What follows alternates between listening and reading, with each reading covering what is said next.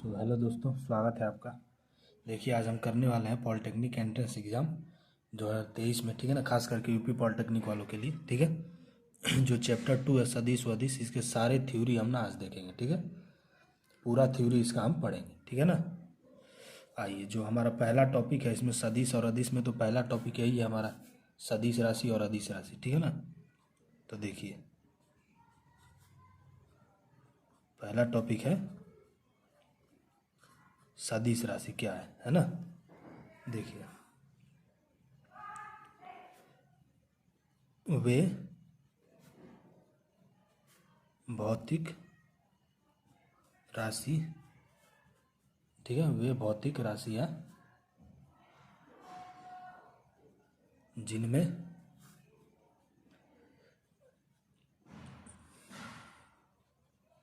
परिमाण और दिशा दोनों होते हैं, वे क्या कहलाते हैं? वे हमारा कहलाते हैं सदिश राशियाँ,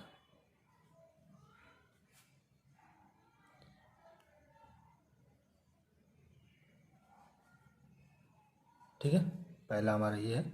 अब एग्जाम्पल में अगर देखें तो एग्जाम्पल में क्या क्या आ जाएगा आपका? आ जाएगा विस्थापन, क्योंकि विस्थापन में दिशा भी होता है और परिमाण भी, ठीक है। वेग हो गया, वेग में भी दिशा परिमाण दोनों होता है ना। त्वरण हो गया, ठीक है। बल हो गया, ठीक है। भार हो गया,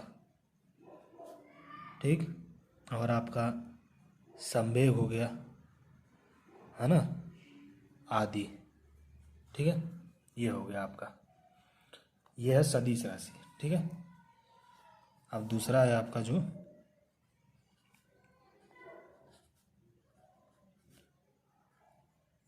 अदिश राशि, ठीक है।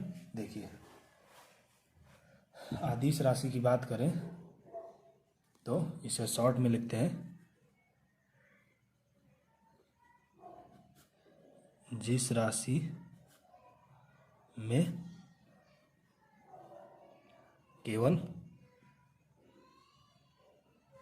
परिमाण हो उसे अदिश राशि कहते हैं, ठीक है। जिस राशि में केवल परिमाण हो, दिशा नहीं हो, उसे अदिश राशि कहते हैं, ठीक है ना। एग्जाम्पल अगर इसका देखें हम, तो एग्जाम्पल के तौर पे क्या हो जाएगा आपका? हो जाएगा आपका धारा, ठीक है। द्रव्यमान, एक कन्फ्यूजन आपका होगा, मैं आपको यहाँ पे बता दे रहा हूँ, ठीक है। द्रव्यमान और है आपका दूरी, है ना, और है कार्य, ये सब है जो आपके अदिश राशि। अब इसमें आप पूछेंगे कि इसमें एक विद्युत धारा भी आता है ना, विद्युत धारा। अब आपके दिमाग में आ रहा होगा कि सर, जो विद्युत धारा है इसमें तो दिशा होती है, तो यह अदिश राशि कहाँ से आ गया, है ना। तो ये एक स्पेशल कंडीशन है, ठीक है। नोट कर लीजिए कि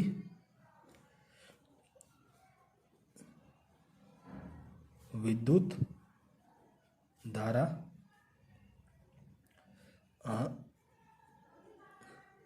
सदिश राशि का गुण रखता है, ठीक है ना। जो विद्युत धारा है हमारा, उस सदिश राशि का ही गुण रखता है, इसमें दिशा भी है और परिमाण भी है, ठीक है। लेकिन फिर भी ये सदिश राशि नहीं है, ठीक है। सदिश राशि नहीं है, ठीक है ना। ये स्पेशल कंडीशन है, ठीक है। ये बात आप याद रखें, क्योंकि ये जो सदिश का गुण रखता है लेकिन इसके नियम को फॉलो नहीं करता है ना।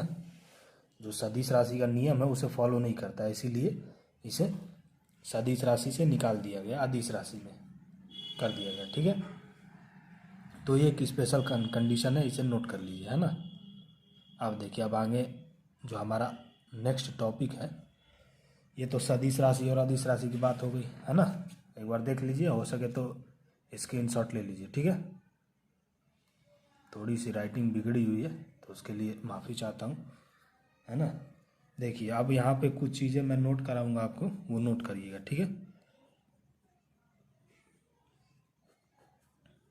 नोट करिए। पहली चीज़ जो है वो है कि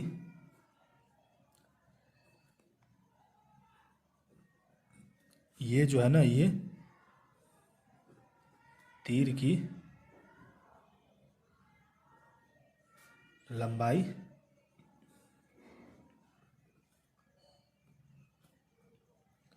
भौतिक राशि का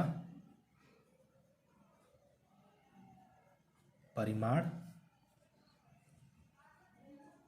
बताता है, ठीक है ना। इस तीर की लंबाई जो है वो क्या बताता है, भौतिक राशि का परिमाण बताता है, ठीक है। ये नोट कर लिया आपने। ये सब ना क्वेश्चन बन सकते हैं यहाँ से, ठीक है, तो इसे इग्नोर नहीं करना है। दूसरा जो इम्पोर्टेंट चीज़ है इसके बारे में, तीर का नोक क्या बताता है,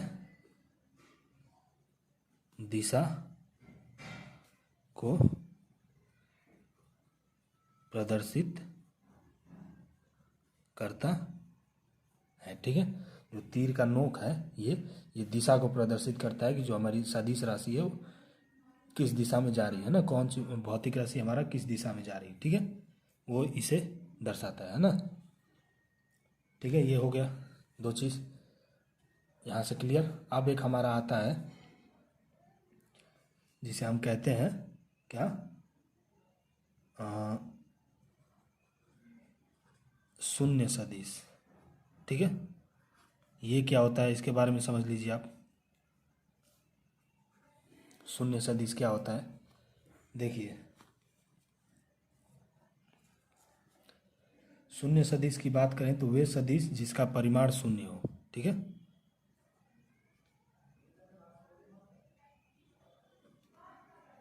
वे सदिश जिसका परिमाण क्या हो, शून्य हो, ठीक है। वे शून्य सदिश कहलाते हैं, ठीक है। वे परिमाण जिनका वे सदिश जिनका परिमाण शून्य हो वे शून्य सदिश कहलाते हैं ना। ये शून्य सदिश क्यों कहलाते हैं, क्योंकि इनकी दिशा जो है ना वो अनिश्चित होती है, ठीक है। इनकी दिशा क्या होती है, अनिश्चित होती है, ठीक है ना। इनकी दिशा अनिश्चित होती है, ठीक है। ये बात आपको क्लियर है ना। अब देखिए, क्यों दिशा अनिश्चित क्यों होती है, क्योंकि ये एक दूसरे के संपाती होते हैं, है ना। मतलब एक दूसरे के क्या कहते हैं कि ऊपर होते हैं। जैसे ये वाला तीर है ना, एक दूसरे के ऐसे एकदम सट के संपाती, तो पता ही नहीं चलता ना कि किस दिशा में है किस दिशा में नहीं है, ठीक है। इसीलिए इसकी दिशा अनिश्चित होती है, ठीक है ना। तो इसीलिए जो हमारा अगर वेक्टर ए है वो बराबर हो जाता है किसके, वेक्टर बी के, है ना। तो अगर इसे हम करें तो ये हमारा हो जाएगा ए माइनस बी बराबर 0, ठीक है। इसे वेक्टर को ए भी मान सकते हैं, पी क्यू मान सकते हैं, ठीक है ना, कुछ भी मान लीजिए। चलिए इसे पी क्यू ही ले लें, क्योंकि वेक्टर को ज़्यादातर पी क्यू ही माना जाता है ना, ठीक है। तो ये पी माइनस क्यू, ठीक है, ये हो गया हमारा 0। ये वाला सूत्र आपके काम आएगा ध्यान से, ठीक है। तो ये बात हो गई हमारी शून्य सदिश की। है ना। शून्य सदिश हो गया। देखिए ये सारी चीज़ें हमने आज देख ली, अभी और भी देखेंगे, ठीक है। शून्य सदिश, तीर का मतलब सब कुछ यहाँ पे बता दिया मैंने, है ना। अब आइए अब नेक्स्ट देखते हैं, ठीक है। शून्य सदिश के बाद जो आपका टॉपिक है वो है एकांक वेक्टर, है ना। अगला टॉपिक क्या है आपका?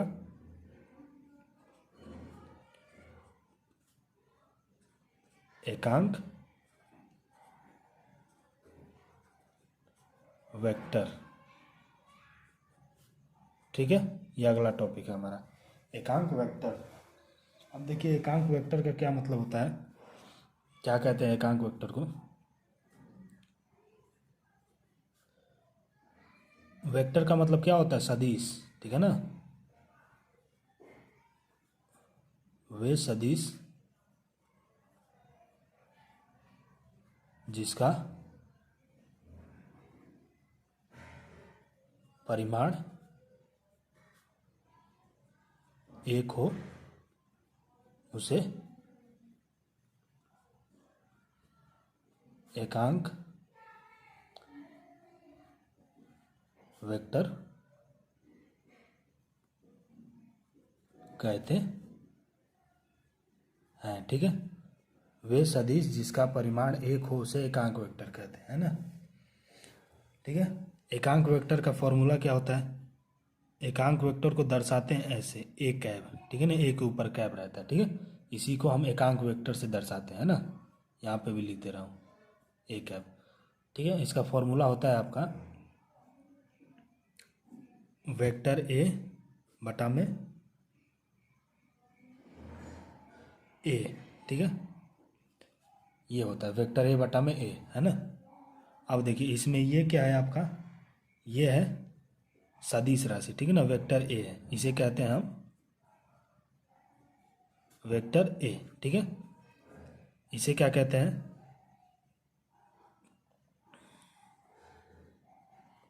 वेक्टर ए का परिमाण, ठीक है। इसे कहते हैं वेक्टर ए का परिणाम, सॉरी परिमाण है ना, ठीक है, परिमाण। इसे ऊपर वाले को कहते हैं वेक्टर ए। जब ये हमें पता हो, ये पता हो, तो इन दोनों को अगर हम डिवाइड करेंगे तो हमारा एकांक वेक्टर मिल जाएगा, ठीक है। ये इसका फॉर्मूला है, इसे आप याद कर लें, है ना।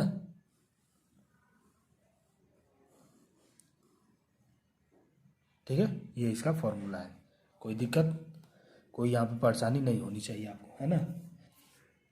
अब यहाँ से एक और फ़ायदा हो सकता है कि आप या तो इसको निकाल सकते हैं। देखिए इन तीनों में से कोई भी दो चीज़ पता हो तो आप कुछ भी निकाल सकते हैं, है ना।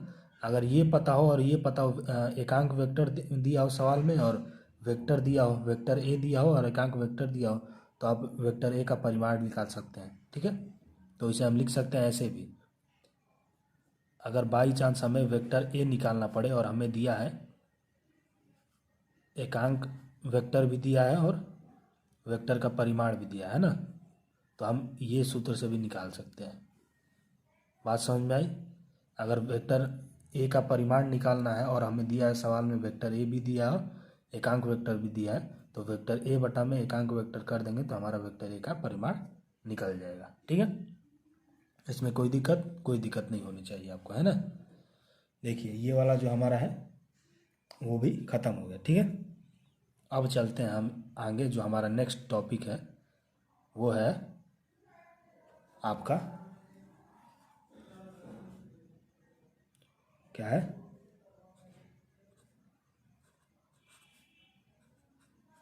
सदिशों का योग। ये हमारा जो है वो नेक्स्ट टॉपिक है, ठीक है ना। देखिए इसमें एक चीज़ मैं आपको बता दूं, सदिशों के योग में दो नियम आते हैं, ठीक है। दो नियम हमें पढ़ने हैं, कौन कौन से?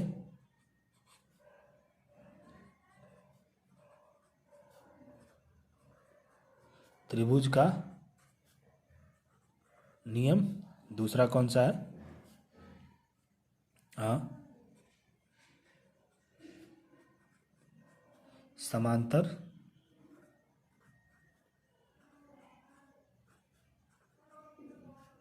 समांतर चतुर्भुज का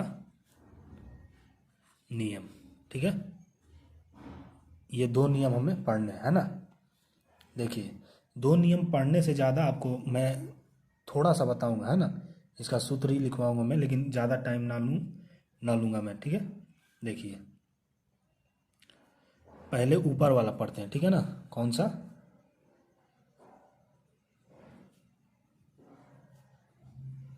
त्रिभुज का नियम पहले देखते हैं, ठीक है। पहले हम त्रिभुज का नियम देखते हैं, है ना। ठीक है। देखिए, त्रिभुज का नियम कैसे होता है कि जब कोई वेक्टर हम लेते हैं सदिश, ठीक है ना, तो हम क्या करते हैं कि जो हमारा पहले तो त्रिभुज बनाते हैं। त्रिभुज कैसे बनेगा? एक वेक्टर ऐसे जाएगा, है ना, एक वेक्टर ऐसे जाएगा, ठीक है। इसकी जो सिरा रहेगा वो इस तरफ रहेगा। सिरा से सिरा नहीं मिलाना है, ये बात आपको बस ध्यान रखनी है ना। पूंछ से सिरा मिलाना है हमेशा। मतलब इधर हो गया, अब इधर से अगर इधर से हम ले जाएं ऐसे कोई भी, ठीक है, इधर से ऐसे ले जाएं तो यहाँ पे इसका रहेगा, है ना, इसका पूंछ, इस सदिश का पूंछ और इस सदिश का सिरा, ठीक है। फिर इस सदिश का सिरा और इस सदिश का पूंछ, ठीक है ना। ऐसे करके हमें मिलाना है, ठीक है। मतलब ये दिखा रहा है कि सब कोई अलग अलग दिशा में, एक ही दिशा में नहीं है। अगर ये सिरा क्या दिखाता है, ये सिरा क्या दिखाता है? सदिश की दिशा दिखाती है ना, वेक्टर की दिशा बताती है ना। तो त्रिभुज के नियम में वेक्टर एक ही दिशा में नहीं रहते हैं, अलग अलग दिशा में रहते हैं, ठीक है।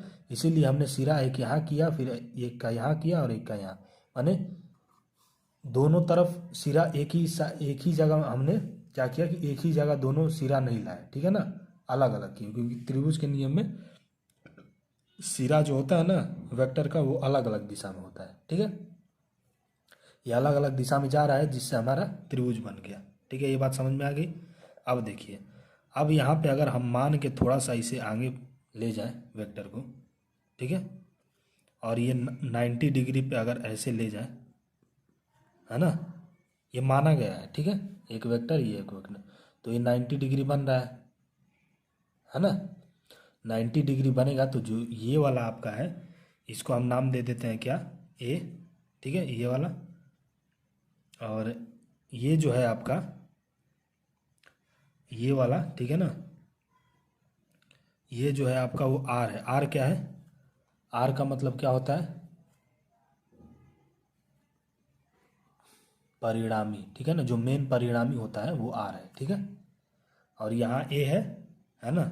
और ये जो है आपका, सॉरी एक मिनट, ए यहाँ हो गया, ये वाला है ना ए, ठीक है।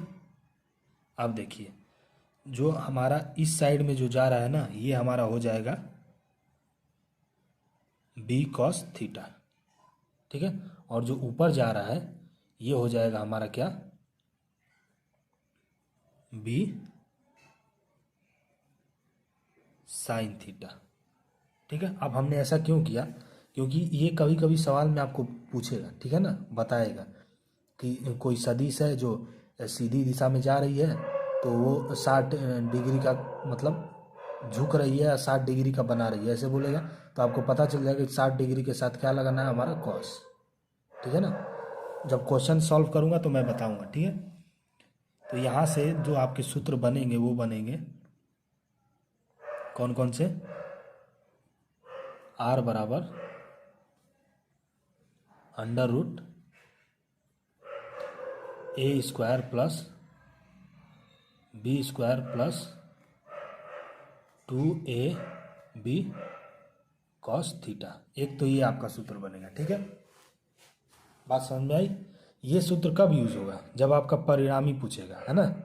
जब परिणामी पूछेगा और दोनों वेक्टर ए दिया रहेगा और वेक्टर बी दिया रहेगा, ठीक है। सॉरी, ये तो आपका परिणामी है, ये जो है आपका वेक्टर ए है, ठीक है ना, ये जो है आपका वेक्टर बी है, ठीक है, ये वाला जो है आपका बी है, ये वाला जो है आपका ए है, ठीक है।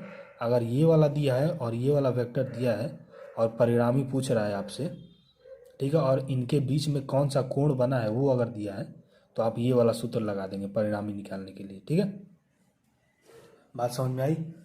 और अगर बाई चांस आपको परिणामी नहीं पूछा गया है ना, अगर आपका परिणामी नहीं पूछा है, आपको डायरेक्ट पूछ दिया है कि ये वाला जो है आपका, हमने माना है कि इनके बीच में इतना अंश का कोण है, अगर बोल दिया कि इनके बीच में इतना अंश का कोण है, ठीक है, या फिर बोल दिया कि एक सदिश है, दो सदिश हैं जो आपस में इतने डिग्री का कोण बनाते हैं, तो इतने डिग्री का कोण यही बना रहा है ना, ये जो माना है हमने। अगर ऐसा दे दिया और आपको कोण का मान पूछ दिया, यहाँ पे थीटा का मान पूछ दिया, और परिणामी से कोई मतलब ही नहीं रहा उस टाइम पे, तो उस टाइम पे हम एक फॉर्मूला जो है टेन थीटा बराबर क्या लगा देंगे, बी साइन थीटा अपॉन में ए प्लस बी कॉस थीटा, ठीक है। ये हमारा फॉर्मूला रहेगा।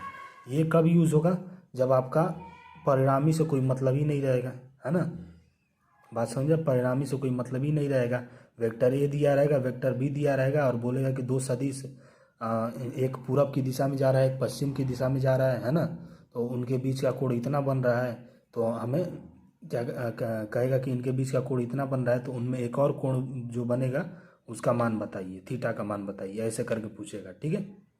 यहाँ पे दो दो कोण बनेंगे, एक जो है, एक तो आपका ये वाला बनेगा, ये तीर जो ये वाला चिन्ह आ रही है ना, ये वाला, एक तो ये वाला कोण बनेगा, दूसरा आपका ये जो हमने माना है ये वाला, ठीक है। तो ऐसे ही देगा, है ना, ऐसे ही देगा, ठीक है, एक कोण देगा, दूसरे का पूछेगा, ठीक है, ऐसे ही करके देगा। देखिए आप सवाल देखेंगे तो आपको ऑटोमेटिक समझ में आ जाएगा कि उस टाइम पे क्या करना है, कौन सा फॉर्मूला लगाना है, ठीक है। मेन आपका ये है कि आपका जो ये दो फॉर्मूला है इसे आप याद कर लें, ठीक है। मेन आपका मेरा कहने का मतलब ये है ना। वैसे तो आपने ये फॉर्मूला पढ़ा होगा, ठीक है, और हमेशा याद रखिए कि जो ऊपर जाएगा वो साइन थीटा हो जाएगा, जो नीचे रहेगा वो कॉस थीटा हो जाएगा, ठीक है ना, ये बात याद रखिएगा। नीचे हमेशा कॉस थीटा रहता है, ऊपर हमेशा साइन थीटा रहता है, ठीक है। तो ये हो गया हमारा त्रिभुज का नियम, ठीक है ना, ये दोनों त्रिभुज के नियम का फॉर्मूला है, ठीक है। आर बराबर ए अंडर रूट में A square plus B square plus 2ab cos theta, ठीक है। अगर आपका परिणामी दे दे वेक्टर, ये पहला वेक्टर दिया रहे, दूसरा वेक्टर दिया रहे, और पूछे कि कितने अंश का कोण बना रहा है, तो ये वाला आप सूत्र लगाएंगे, ठीक है। अगर परिणामी से कोई मतलब ही ना रहे, जिस सूत्र में, जिस क्वेश्चन में परिणामी से मतलब ही ना रहे, उस समय ये वाला सूत्र आपका लगेगा।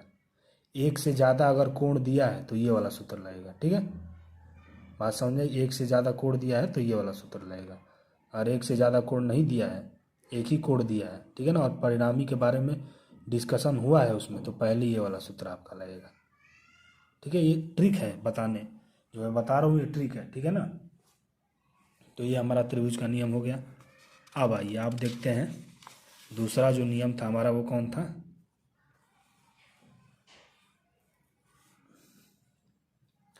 वो था हमारा समांतर चतुर्भुज का नियम, ठीक है ना। दूसरा नियम क्या था हमारा,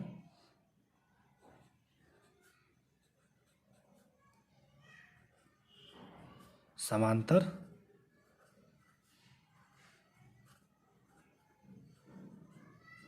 चतुर्भुज का नियम, ठीक है।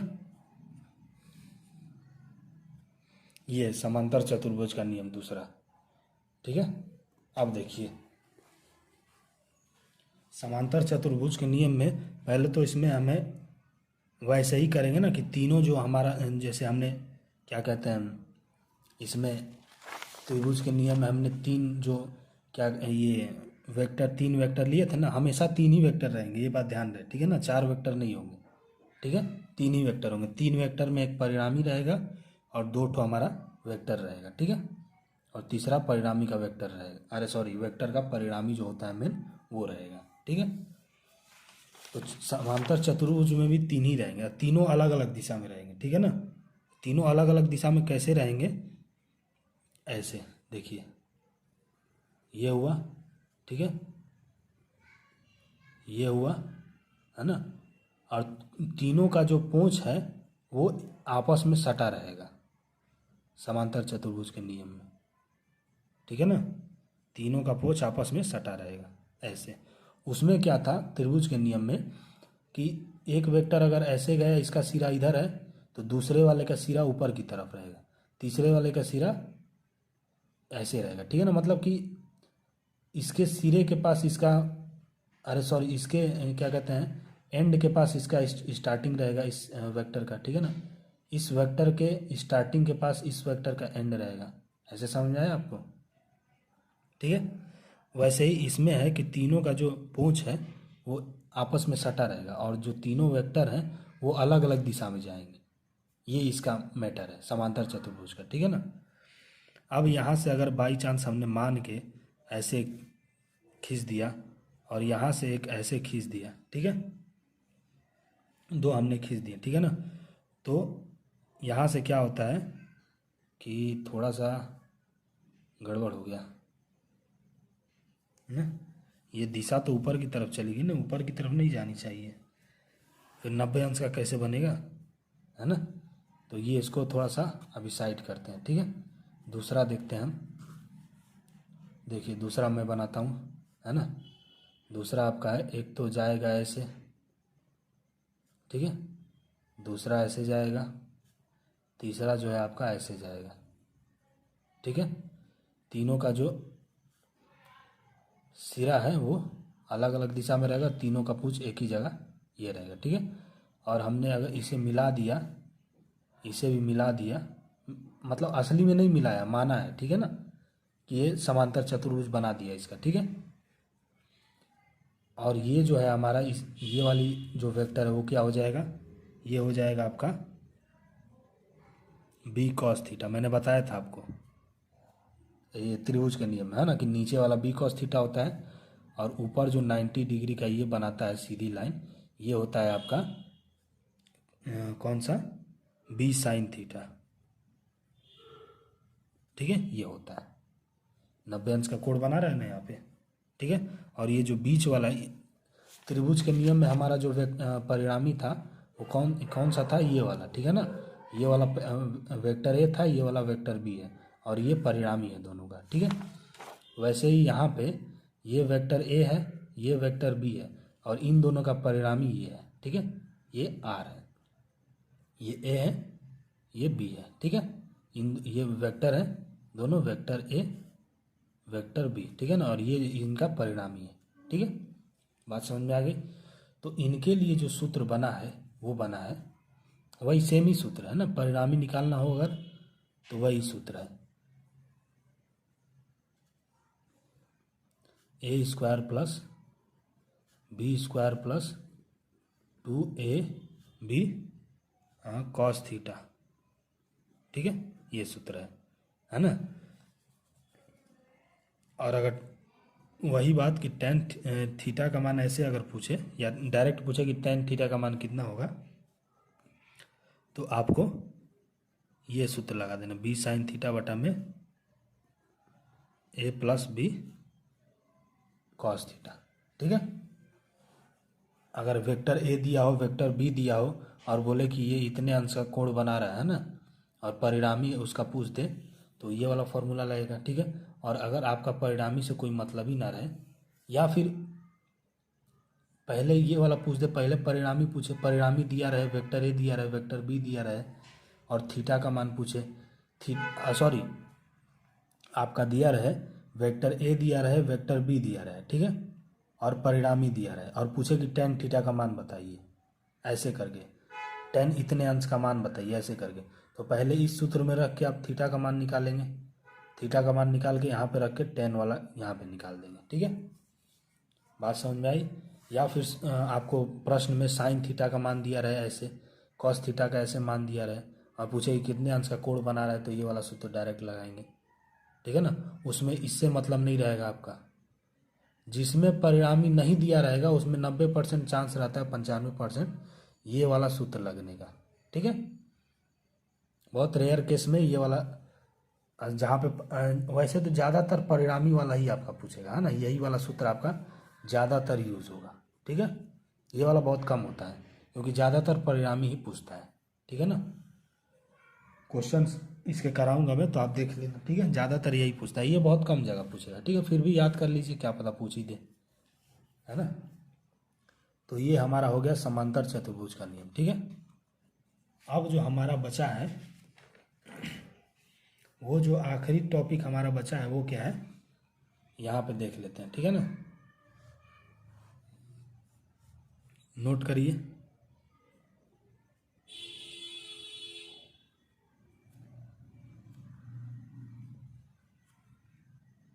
नोट अगर करें, देखिए इसमें बताना है कि शून्य सदिश किस स्थिति में होता है, ठीक है ना।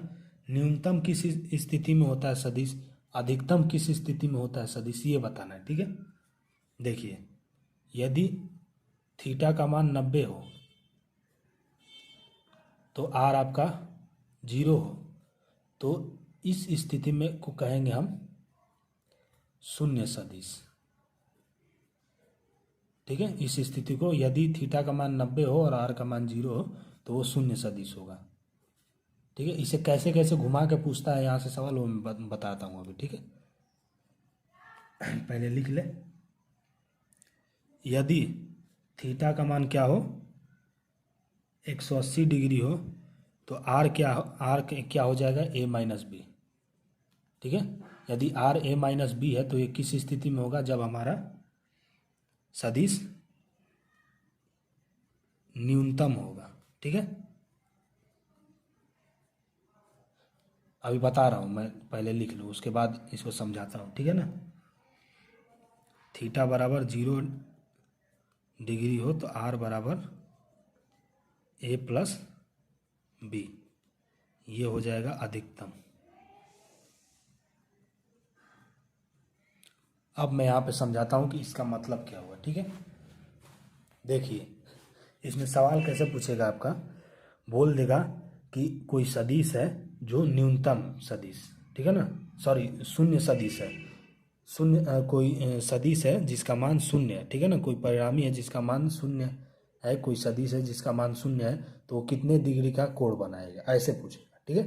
तो शून्य सदिश सुन लिया तो आपको पता हो जाएगा कि जो थीटा का मान होगा वो 90 डिग्री होगा। बात समझ में आया। या फिर ऐसे बोल देगा कि कोई सदिश है जिसका परिणाम ए है, कोई सदिश है जिसका पहला सदिश इतना है, दूसरा सदिश इतना है, ठीक है।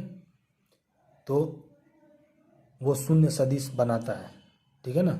तो वहाँ पे थीटा का मान आपको डायरेक्ट 90 अंश अपने आप ही, शून्य सदिश जहाँ रहेगा वहाँ पे थीटा का मान 90 अंश रहेगा, ठीक है। या जहाँ थीटा का मान 90 अंश है वहाँ का सदिश जो होगा शून्य सदिश होगा, ठीक है। आर का मान 0 होगा, ऐसे समझिए। बात समझ में आया।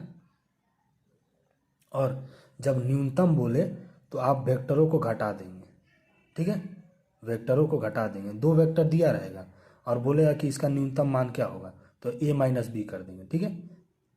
2 वेक्टर a या वेक्टर b का कोई मान दिया रहेगा और पूछेगा कि इसका न्यूनतम जो सदिश है वो क्या होगा, तो दोनों वेक्टरों को घटा देंगे, ठीक है।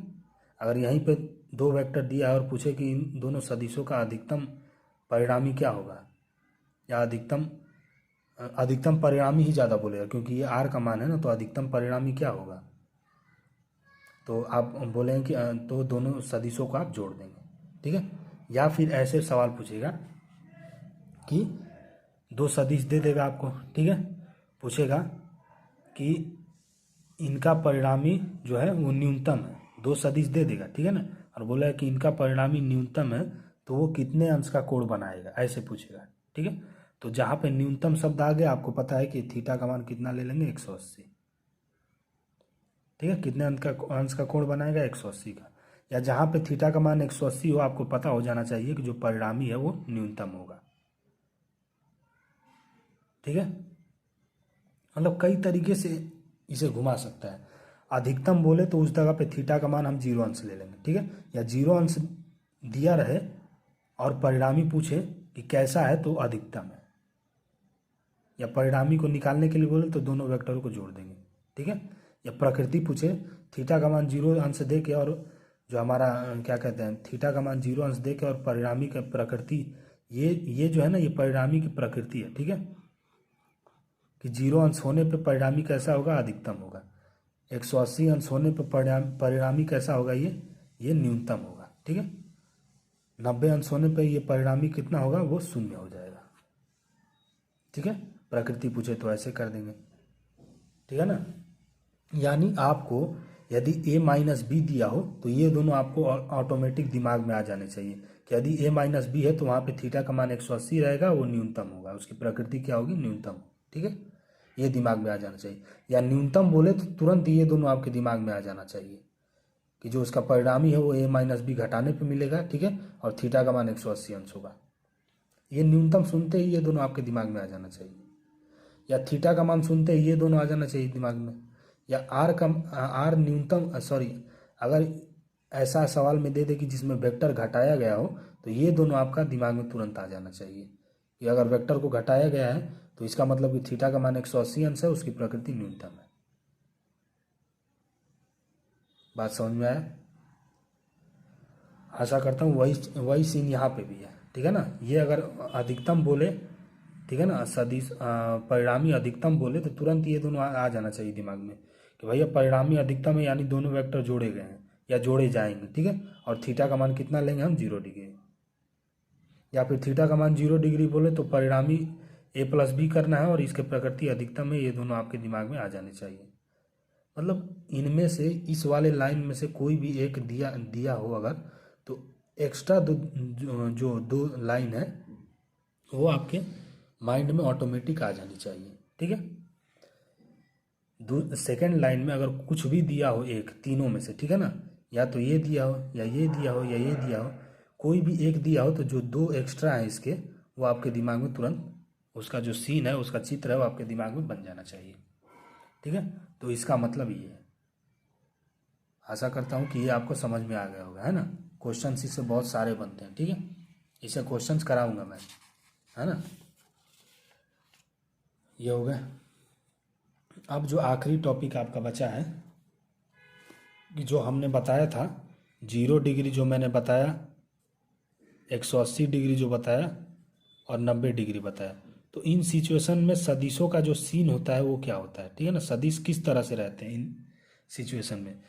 देखिए 0 डिग्री तब होगा जब एक दूसरे के संपाती होगा दोनों सदिश, माने एक दूसरे के साथ होगा, दोनों की दिशा समान होगी, दोनों की क्या कहते हैं, एक दूसरे के संपाती हुआ, तब वो शून्य सदिश कहलाता है। यानी अगर सवाल में बोल दे कि दो सदिश हैं, ठीक है ना, और दोनों समान दिशा में जा रहे हैं, या बोल दे कि दोनों सदिश एक ही दिशा में जा रहे हैं, अगर थीटा का मान वहाँ पे नहीं दिया है तो एक ही दिशा बोलेगा तो थीटा का मान तुरंत 0 ले लेना है आपको। ठीक है, या फिर ऐसे ऑप्शन वाला पूछ सकता है आपसे कि दो सदिश जो है एक ही दिशा में जा रहे हैं तो उनके बीच बनने वाला कोण कितना होगा, तुरंत आप बता देंगे 0 डिग्री। कहने का मतलब है कि जहाँ पे संपाती आ जाए, जहाँ पे एक ही दिशा में दो वेक्टर जा रहे हैं, संपाती आ जाए, ऐसा नाम सुनने को आ जाए किसमें, क्वेश्चंस में, तो वहाँ पे आपको थीटा का मान डायरेक्ट 0 ले लेना है। ठीक है, 180 अंश कब लेना है, जब हमारा जो वेक्टर हो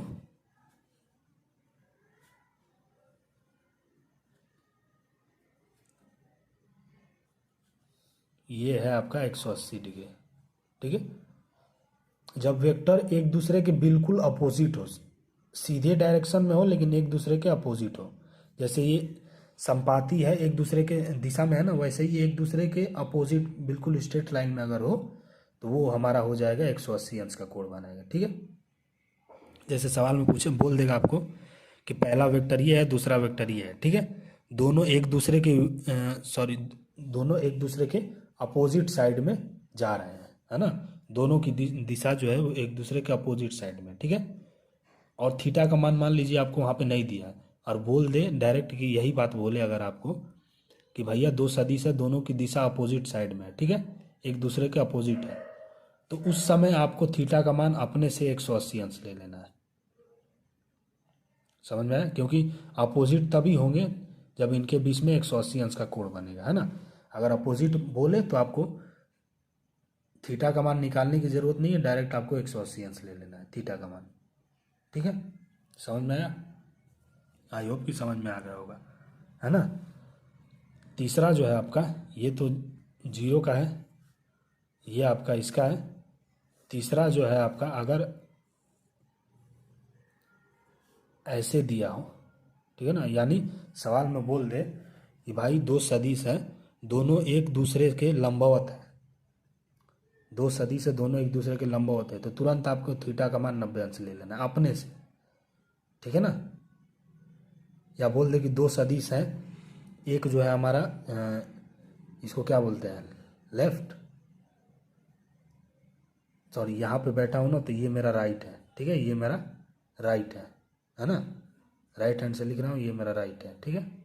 तो बोलेगा कि एक सदिश इस दिशा में जा रही है, ठीक है, जो भी बोला जाता है अभी दिमाग में आ नहीं रहा, ठीक है ना। एक सदिश इस दिशा में जा रही है और एक सदिश ऊपर की दिशा में जा रही है, ठीक है। तो परिणामी बताइए, तो दोनों सदिश का मान दिया रहेगा, थीटा का ही मान हमें चाहिए ना परिणामी के लिए। तो थीटा का मान अगर बोले कि एक सदिश इस दिशा में जा रहा है और एक इस दिशा में, एक पूरब की दिशा में जा रहा है और एक पश्चिम की दिशा में, ऐसे अगर बोले तो तुरंत हमें थीटा का मान 90 अंश ले लेना है, ठीक है। जो मैं कहना चाहता हूँ अगर नहीं समझ में आ रहा होगा तो मुझे माफ़ कीजिएगा, मैं तहे दिल से माफ़ी मांगता हूँ आपसे, क्योंकि मैं भी वो एक्सपर्ट नहीं हूँ कोई ये कि एकदम आपको समझा ही दूँ, है ना। कोशिश करता हूँ, आपसे सीखना है, आप ही को सिखाना है, ठीक है। अगर कोई भी समस्या होती है, यानी कोई भी अगर क्या कहते हैं, अगर नहीं समझ में आता है, आपको कोई भी परेशानी होती है तो कमेंट में बता दीजिए। मैं ये आपको आश्वासन देता हूँ कि मैं पूरी कोशिश करूँगा और भी अच्छा कंटेंट लाने का, ठीक है। अभी ऐसे पढ़ा रहा हूँ क्योंकि मेरे पास उतनी सुविधा नहीं है ना। छोटा सा स्टार्टअप है, आपकी हेल्प की ज़रूरत है, हेल्प की कर दीजिए। हेल्प तभी करिएगा जब मेरा पढ़ाने का तरीका अगर 10% भी सही है, ठीक है ना, तभी आप हेल्प करिएगा। बाकी 90% मैं आपको आश्वासन देता हूँ कि मैं ला दूंगा अपने अंदर, ठीक है। तो ये था आज का हमारा जो चैप्टर 2 है उसका पूरा थ्योरी, ठीक है ना। क्या क्या पढ़ा हमने, हमने पढ़ा सदिश राशि, अदिश राशि, सब कुछ देख लिया हमने, है ना। टोटल समांतर चतुर्भुज का नियम, सदिशों का वियोजन वगैरह सब कुछ देख लिया, है ना। ये हमारा आखिरी है, ठीक है। तो अब ये चैप्टर ख़त्म, अब इस चैप्टर के क्वेश्चंस करे जाएंगे अगले वीडियो में, ठीक है। चैनल पे आने के लिए धन्यवाद, चैनल को सब्सक्राइब कर लें, मिलते हैं अगले वीडियो में।